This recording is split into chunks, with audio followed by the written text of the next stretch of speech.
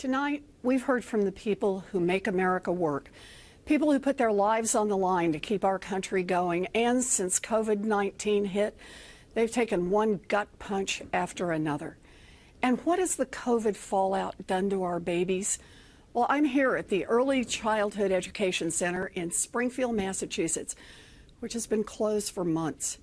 Childcare was already hard to find before the pandemic, and now parents are stuck. No idea when schools can safely reopen, and even fewer childcare options. The devastation is enormous, and the way I see it, big problems demand big solutions. Now, I love a good plan, and Joe Biden has some really good plans.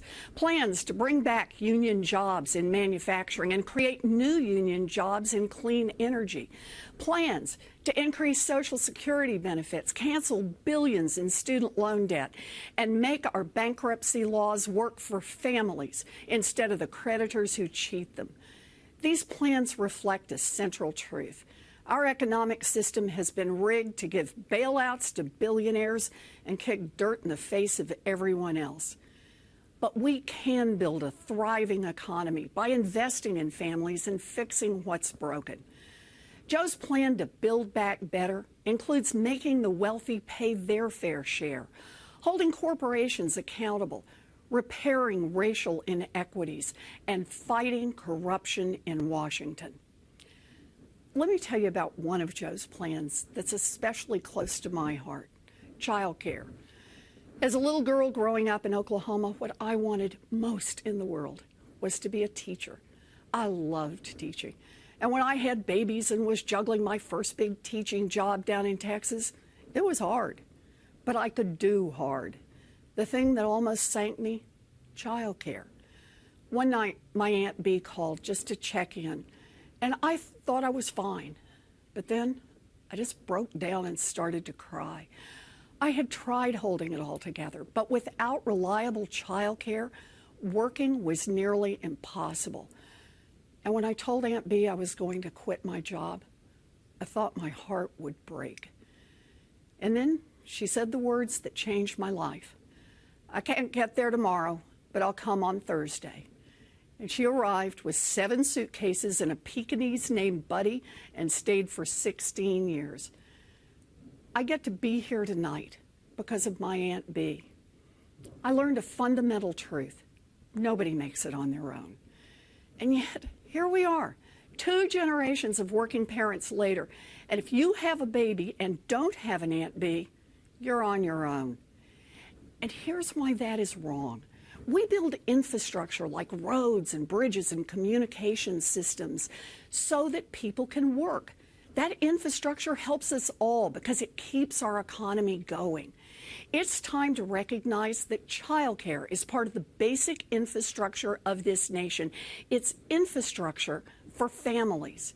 Joe and Kamala will make high-quality childcare affordable for every family, make preschool universal, and raise the wages of every childcare worker.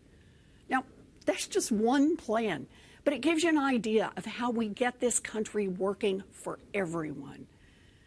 Donald Trump's ignorance and incompetence have always been a danger to our country. COVID-19 was Trump's biggest test. He failed miserably. Today, America has the most COVID deaths in the world and an economic collapse. And both crises are falling hardest on Black and brown families. Millions out of work, millions more trapped in cycles of poverty, millions on the brink of losing their homes, millions of restaurants and stores hanging by a thread. This crisis is bad, and it didn't have to be this way. This crisis is on Donald Trump and the Republicans who enable him. On November 3rd, we will hold them all accountable. So, whether you're planning to vote wearing a mask or vote by mail, please take out your phone right now and text VOTE to 30330. We all need to be in the fight to get Joe and Kamala elected. And after November, we all need to stay in the fight to get big things done. We stay in this fight so that when our children and our grandchildren ask what we did during this dark chapter in our nation's history, we will be able to look them squarely in the eye and say, we organized, we persisted, and we changed America.